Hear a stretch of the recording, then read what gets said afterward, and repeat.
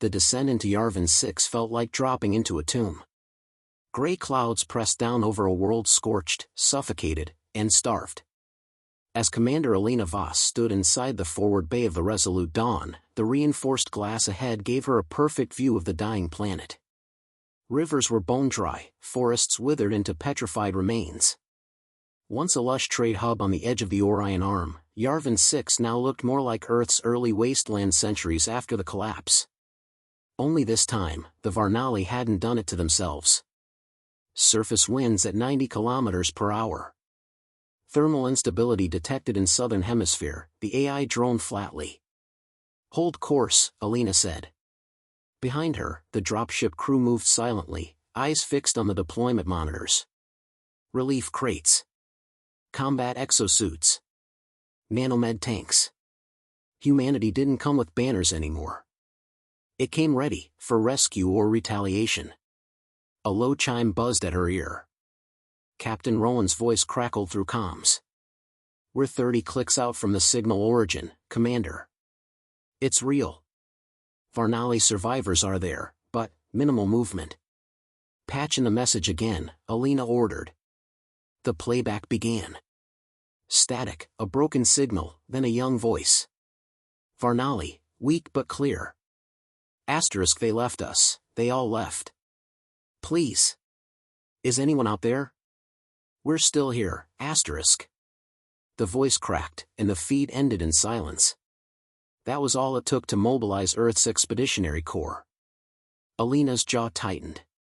She knew this feeling, the same one she'd had years ago on Gyrak 4 when command had hesitated and 10,000 civilians paid the price.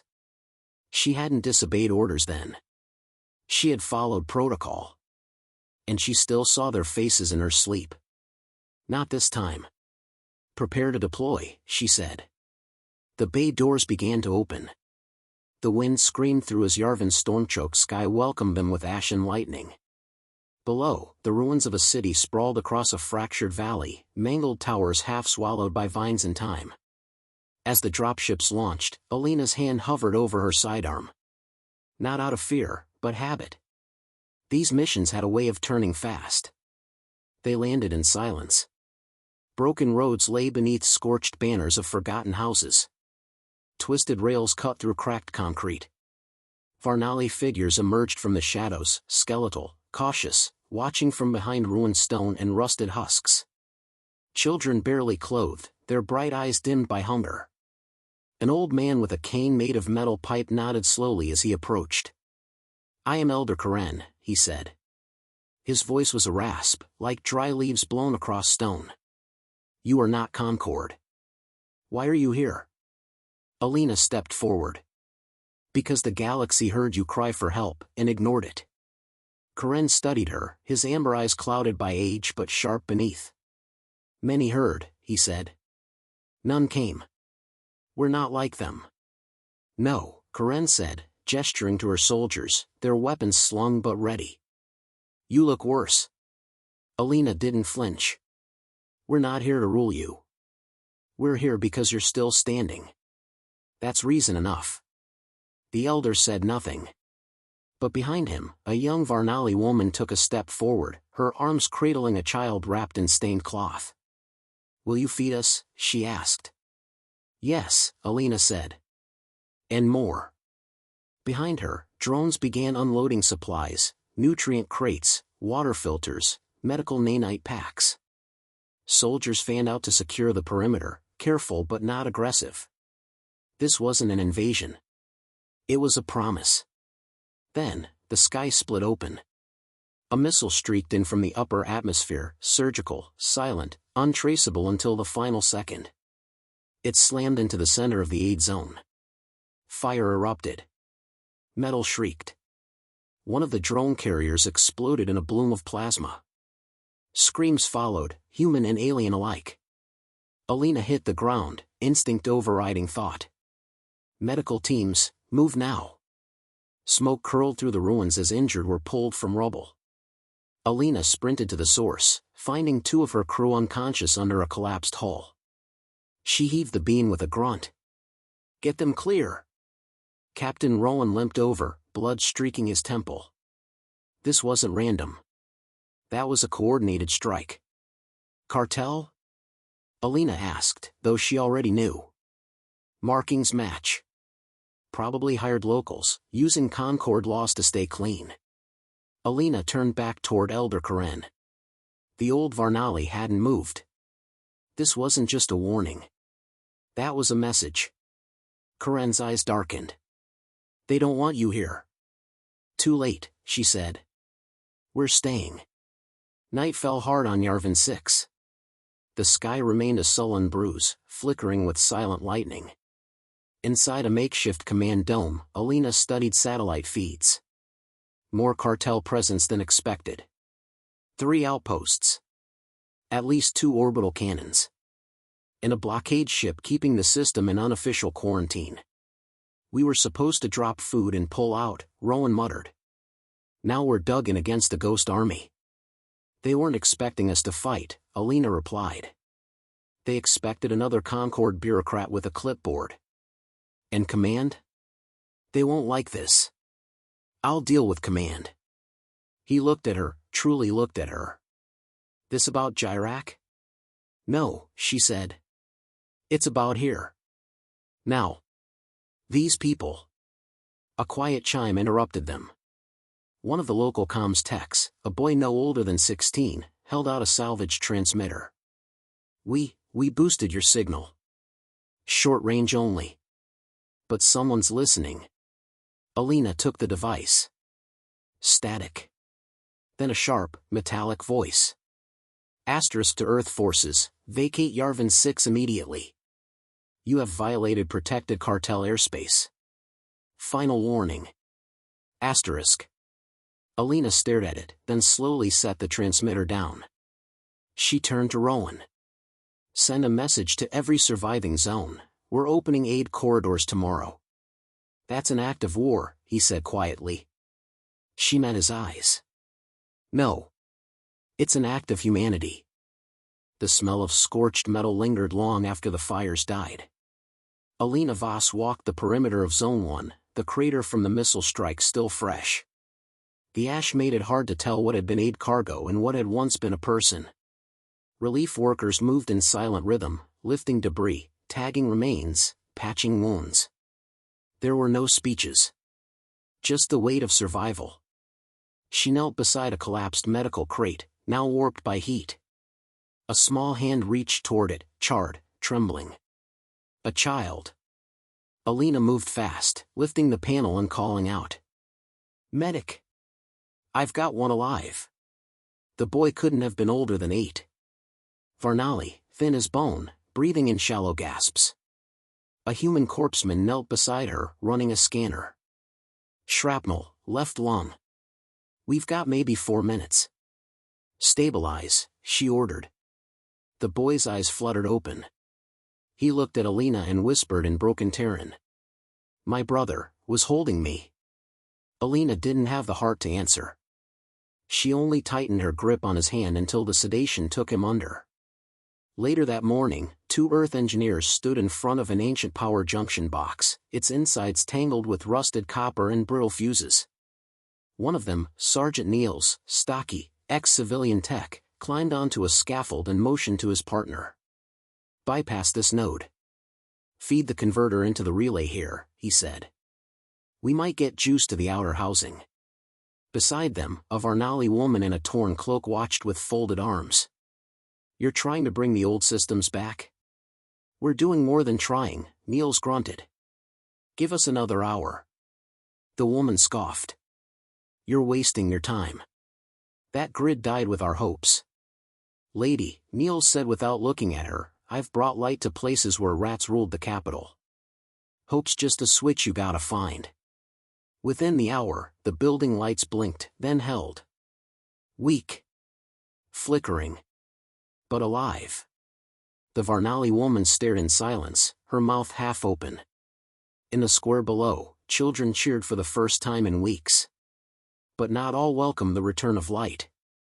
That evening, a water processor in Zone 2 failed catastrophically.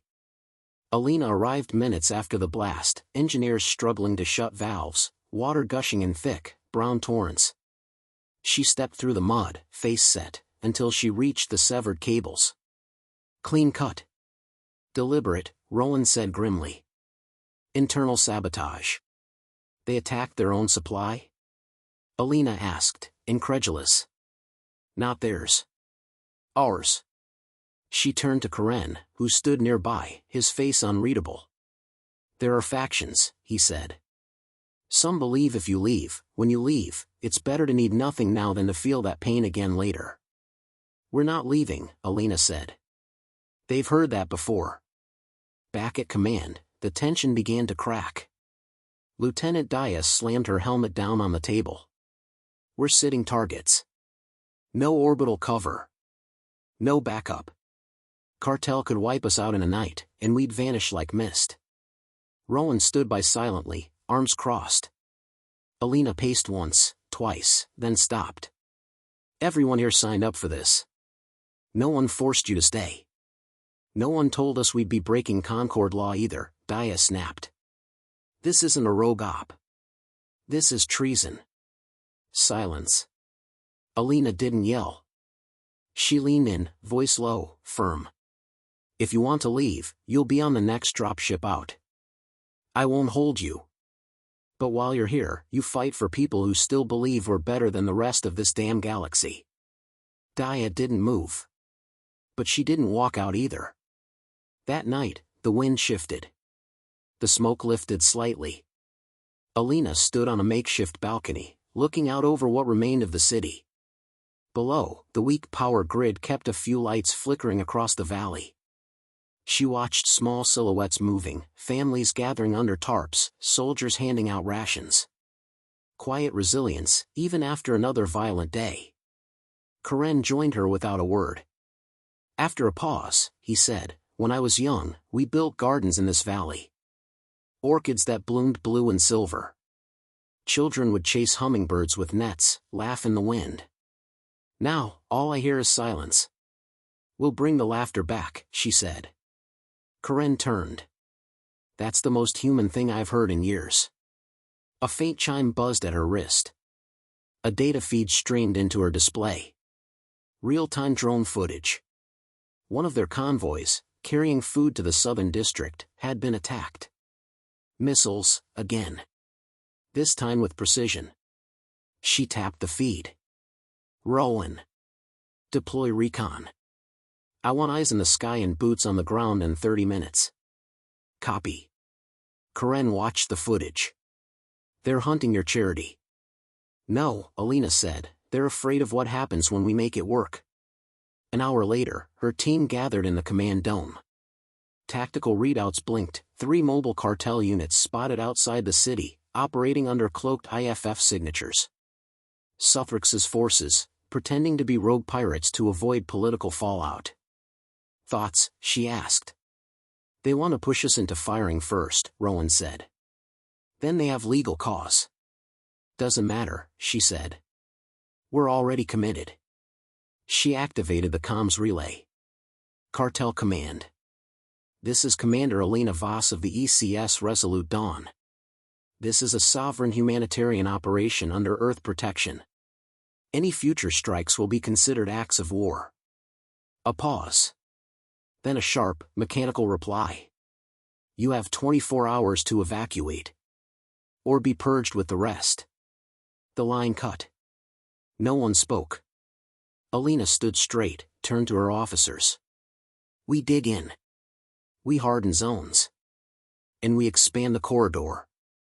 Let every Varnali in 100 miles know, Earth stays. As midnight approached, a new kind of silence settled. Not fear. Not grief.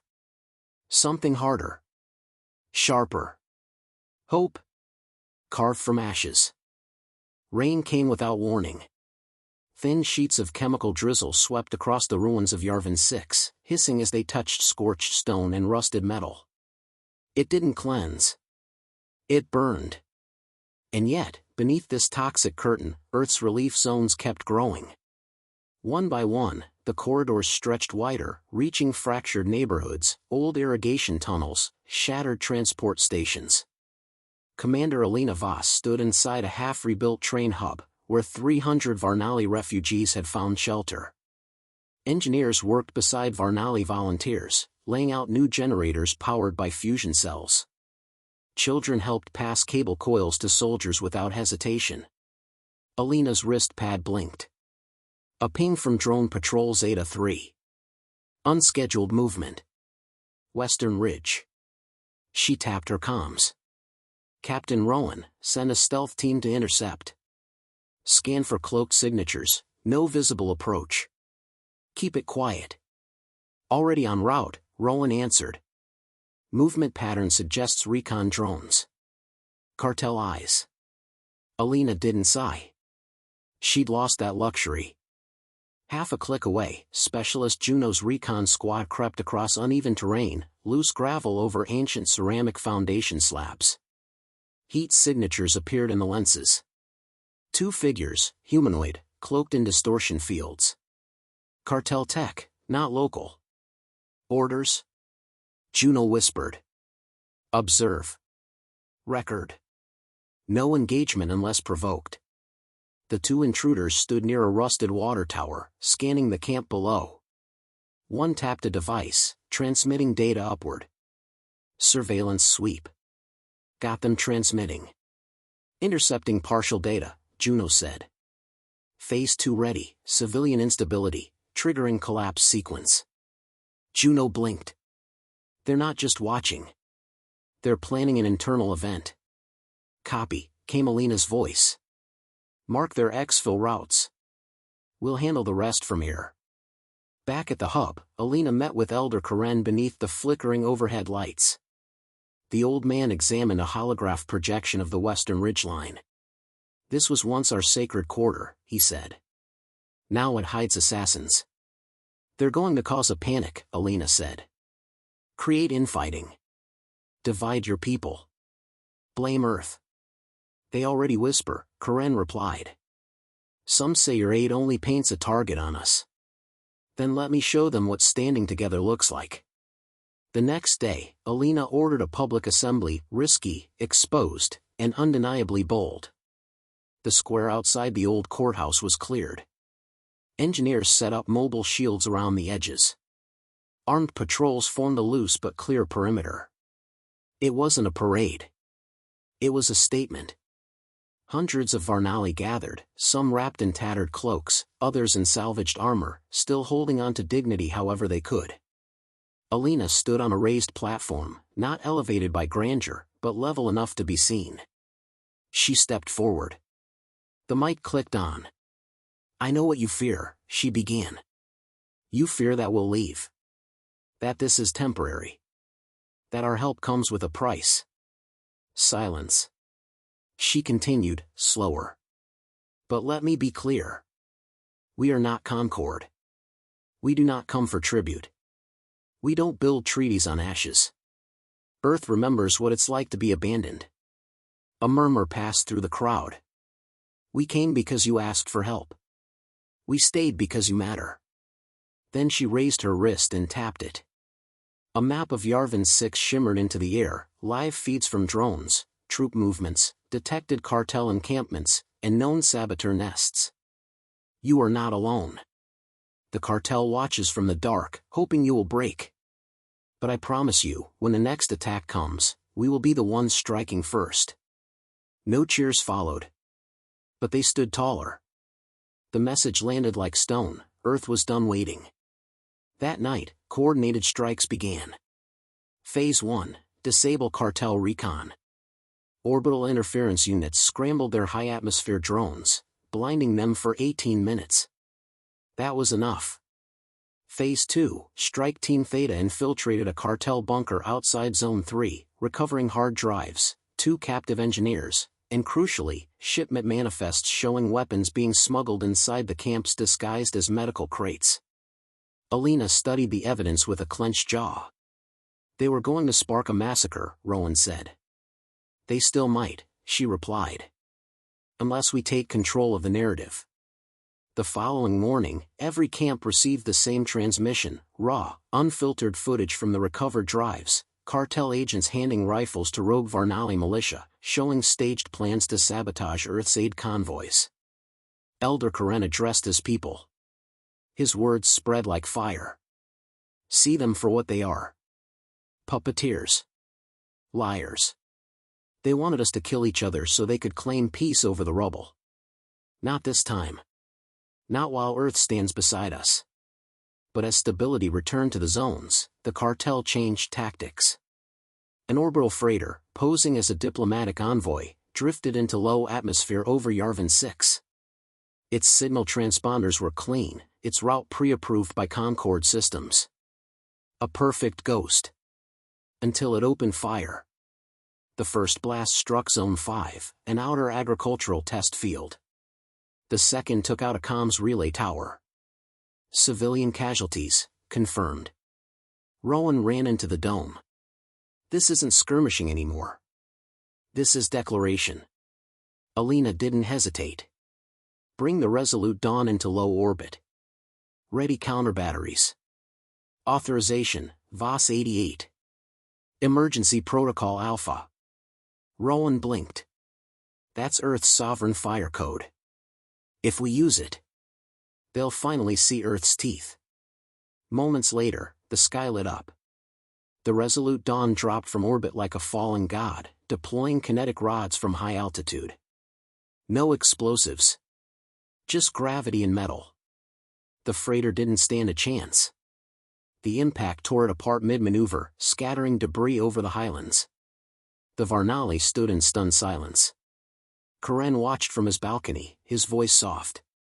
You've awakened something this galaxy hasn't seen in a long time. Alina, standing beside him, answered without pride. They've had enough time to forget. By nightfall, messages flooded in, not just from Yarvan, but other outposts. Forgotten colonies. Smuggled whispers. A single phrase kept repeating. Earth answered. Earth fights back. Deathworlders are real. Alina looked out across the lights of the camp, shining brighter now, powered, protected, no longer scattered but growing roots again. She didn't smile.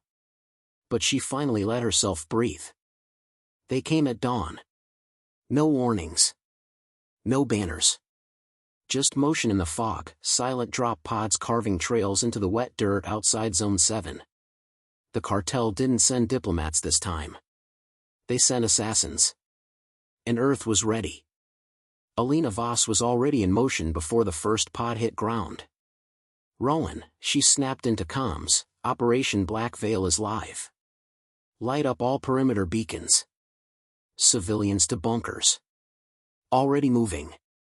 Front lines deploying, he replied. The command dome vibrated from nearby impacts. Outside, defensive turrets whirred to life, rotating with mechanical precision. Electric shields crackled, holding for now. Alina stepped into the outer corridor, armored up, rifle slung over her shoulder. She wasn't watching from screens anymore. South Ridge lit up like a thunderstorm. Earth fire teams opened up as the enemy advanced under cover of jamming fields. Shadows flickered, cartel elites, genetically modified, wearing iridium carapace armor, plasma-coated blades in hand. Fast, ruthless. But Earth didn't flinch. Sergeant Daya led the forward unit, directing suppressive fire while motion mines choked off escape routes. When the cartel squad breached the first barrier, she met them in melee, crushing one with an exo-assisted punch, dodging a second, and blasting a third point blank in the throat. Sector Delta holding, she reported through grit teeth. Pushing back Wave 2 now. In the control chamber, Karen stood beside Alina, watching as the outer maps lit red, then slowly shifted orange, then green. Progress. Earned. You were right, he said. They feared unity more than defeat. They feared what we'd become together, Alina replied. Now we show them. She opened the main uplink, broadcasting across all Varnali channels, open frequency. This is Commander Alina Voss of Earth's Resolute Dawn. We are under full-scale assault. But Earth stands. If you ever doubted our promise, don't. If you've ever hesitated, don't. Pick up what you have. Join us. Today we finish this together. Across the zones, something shifted. Civilians began arming up. Mechanics grabbed old mining tools, turned them into weapons. Farmers rallied on rooftops. 1,000 silent bystanders found their feet. Phase 2 began minutes later. The cartel redirected forces to the West Corridor, Zone 4. A critical power relay station sat there, mostly unguarded. Or so they thought. Alina had planned for this. She deployed her ace, Juno. Hidden beneath the relay were 3 sniper nests, camouflage netting laid days before. Juno took the first shot, piercing the skull of the cartel squad leader as he issued orders. The body slumped, headless. Confusion rippled through their ranks. Then the ambush struck. Grenades rained from rooftop hatches. Varnali militia surged in, side by side with Earth Marines. No clear uniforms, no neat formations, just grit, aim, and fury.